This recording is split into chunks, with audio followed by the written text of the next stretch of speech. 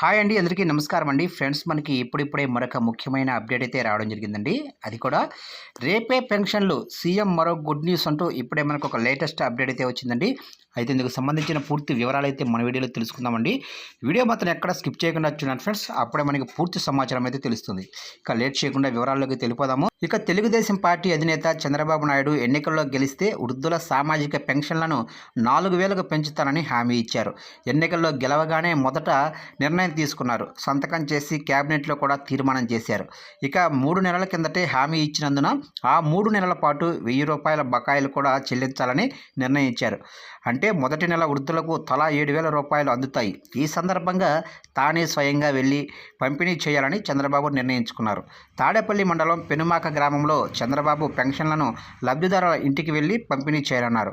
ఇక 1వ తేదీన సోమవారం వస్తుంది. సచివాలయ ఉద్యోగులు శనివారం రోజునే బ్యాంకుల నుంచి డబ్బులు డ్రా చేసుకోవాలని ఆదేశించారు. అందుకే సమస్యలు లేకుండా సోమవారం ఉదయమే పంపిణీ జరగనుంది. ప్రభుత్వం ఇచ్చే మొత్తం భారీగా ఉండటంతో వృద్ధుల్లో సంతోషం వ్యక్తమవుతుంది. ఇక ఉదయమే పెన్షన్ పంపిణీ పూర్తి చేసేలా ఏర్పాట్లు చేశారు. వాలంటీర్లు లేకపోయినా ఇంటింటికి పంపిణీ జరుగుతుందని ప్రభుత్వం నిరూపించనుంది. ఎన్నికల సమయంలో వాలంటీర్లు లేకపోవడం వల్లనే ఇంటింటికి పంపిణీ చేయలేదని, దానికి కారణం చంద్రబాబు అని వైసీపీ విమర్శలు చేసింది. అదంతా కుట్ర అని, వందల మంది మృతికి వైసీపీనే కారణమని నిరూపించనున్నారు. చంద్రబాబు కూడా నేరుగా అమలు చేస్తున్న పథకాలపై మంచి ప్రచారం వచ్చేలా చూసుకునేందుకు నేరుగా రంగంలోకి దిగటం ఆసక్తికరంగా మారింది.